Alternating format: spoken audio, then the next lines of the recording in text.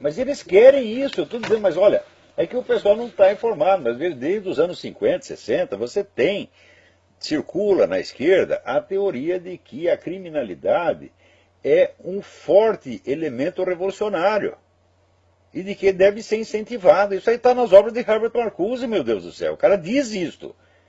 E essa putada toda que está no governo hoje, foram todos formados nesta mentalidade. Você tem que incentivar a criminalidade, a putaria, as drogas, etc, etc. Porque no tempo de Karl Marx dizia que a força revolucionária é o proletariado. Aos poucos eles foram mudando e falaram, não, a força revolucionária são os bandidos, as putas, os drogados. Então isso é uma política deliberada de criar uma situação revolucionária. Agora, se o pessoal não entender que está sendo vítima de um plano, tá certo? E achar apenas que são casos isolados ou que foram erros, você nunca vai poder combater essa coisa. Combater, como eu disse, a legislação, o direito ela proíbe você combater, ela impossibilita o trabalho da polícia. Eu sei, mas eu pessoalmente, eu fui testemunha num caso, vamos dizer, de um policial militar que no Brasil num tiroteio matou um traficante, e daí a quadrilha jurou o cara de morte, e o governo não oferecia a menor proteção pro cara. O cara fugiu para cá. É a política de criminalização da polícia, tá certo? E de legalização do crime. Legalização não só do crime ostensivo, mas de toda e qualquer conduta antissocial. Veja o que estão fazendo com as crianças, estão incentivando as crianças a virar bandido mesmo, tá entendendo?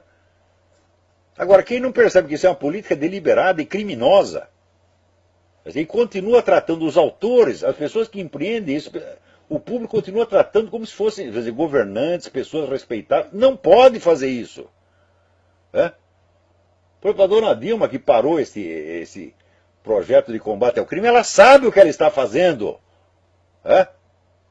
Ela deseja a disseminação do crime, porque ela mesma é criminosa. Ela fez carreira com isso, pô. Vocês não entendem, não? São cegos. Então, dona Dilma, nossa presidente legítima, etc., uma autoridade, nós temos que respeitar. Por que tem que respeitar, meu Deus do céu? Esse é tudo batedor de carteira. E enquanto eles continuarem com essa timidez, tá certo? Com essa coisa pusilânime, tá? De respeitar as autoridades, mesmo quando elas estão cometendo crime na sua cara. Você vê o Lula que goza da cara das pessoas, dizendo que não vai ser punido por mensalão, porque a justiça é lenta e quando terminar o processo ele já vai estar morto. O cara fala uma coisa dessa, é um criminoso confesso. As dois ou três discursos que ele fez, confessando as atividades do Foro de São Paulo, atividades, vamos dizer, de intervenção direta na política interna de outras nações, é caso suficiente para impeachment na mesma hora. Agora, tem pessoas que têm horror de perceber que a situação está anormal. As pessoas têm que acreditar que tudo está sempre normal. Quer dizer, tem lá um rinoceronte pondo a piroca no seu cu, tá certo? E você achando que não, tem uma sensação estranha, mas está tudo normal. O que é isto, porra? Quer dizer, é o medo de ficar com medo. O medo de ver que a situação é temível. Quer dizer, uma espécie de covardia elevada ao quadrado. O Brasil não sabe mais o que é a pessoa culta porque não tem mais. Sumiu. Quer dizer, a alta cultura sumiu no Brasil. Eles acham que o Luiz Mota é culto, eles acham que a Dilma é culta. O Arnaldo Jabot diz que a Dilma é culta, porra. Mas que culta? Eu já provei 1000 vezes, cada vez que tive um confronto com um professor universitário, chefe de departamento, reitor, provei que o cara é analfabeto. Acabei de provar isso uma vez com relação a Caio Navarro de Toledo. Caio Navarro de Toledo, Quartinho de Moraes, essa gente toda, estou lá demonstrando, falei, esses caras são absolutamente ineptos. São charlatães em toda a linha. Não estão qualificados para ser professor universitário de coisa nenhuma. Chegaram lá por proteção. Por apoio corporativo e partidário. Porque qualificação intelectual não tem nenhuma e eu provo que não tem. Estou provando isso desde o tempo que lancei o livro Imbecil Coletivo. E as pessoas ainda ficam com a síndrome do piu-piu. Será que é? Será que não é? Porra! O cidadão comum, ele não pode ter uma arma em casa para defender sua família. Mas se ele for rico, ele pode ter um exército contratado. Quer dizer, é a elitização do direito à vida.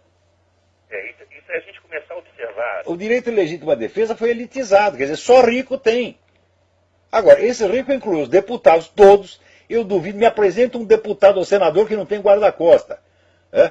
Esse líder de esquerda, né? Eu vi, por exemplo, o Luiz Eduardo Greenhalgh, que tem escritório na frente da minha casa, tinha um segurança armado de metralhadora. Né? Então, eles podem ter, o Lula pode ter, essa putada toda do PT pode ter, mas nós não podemos. Porque o plano de incentivar a criminalidade é muito anterior a tudo isso. Começa nos anos 50 e não começa no Brasil. Né? Começa com a escola de Frankfurt, com Herbert Marcuse, essa gente toda. Quer dizer, o pessoal da esquerda foi ganho para essa ideia muito antes de que a situação se apresentasse. Agora, depois, quando você começa, quando a coisa começa a virar realidade, aparecem os subprodutos da situação que a reforçam, como por exemplo esse caso das empresas de segurança. Começa a aparecer um monte de empresas de segurança que tem interesse no crescimento da desgraça. E daí tudo quanto é deputado, senador, cria lá a sua própria empresa de segurança. Então, vamos dizer, é uma situação, é uma anormalidade criada em cima de outra normalidade, e assim aí a coisa não para mais. Agora, esse pessoal de Forças Armadas está vendo tudo isso. Eles sabem de tudo isso, mas eles só pensam na sua aposentadoria. É só isso que eles querem. É o que eu disse, é o que virou no Brasil o lema nacional. Meu cu acima de tudo. Então significa o seguinte: Santo Agostinho dizia que o amor ao próximo é a base da sociedade humana. Agora, se cada um só pensa em si, só pensa, não, tem que preservar o meu cu e o resto que se foda, pronto, acabou a sociedade, pô. E acabou a sociedade, você cria uma situação de anarquia onde quem vai ganhar? Os industriais da anarquia, os caras que são, vamos dizer, o movimento revolucionário que vive disto. Você vê, o movimento revolucionário nunca conseguiu criar uma sociedade próspera. Você olha os países socialistas, estão todos na miséria. Então, eles não conseguem criar uma economia que funcione, mas eles conseguem destruir as economias, e eles vivem disso, pô. Quanto mais anarquia, quanto mais destruição, mais poderosos eles se tornam. Quer dizer, vai fazer pelo menos 200 anos que o pessoal vive disso, e tem gente que ainda não percebeu a constante. Fala, ora, a inteligência humana foi feita para isso, para você perceber, né, distinguir o essencial do acessório, você perceber as constantes, né? Agora, se você é afetado de síndrome do piu-piu, meu filho, a coisa pode se repetir 1000 vezes na sua frente que você ainda está com dúvida. Quer dizer, a sua máquina mental, né, está proibida de tirar conclusão. Não pode tirar conclusão de porra nenhuma, você tem que ser eternamente inconclusivo. Então, agora, enquanto isso, os seus adversários, seus inimigos já tiraram a conclusão há muito tempo, e a conclusão, meu filho, vai ser no seu cu. Sempre.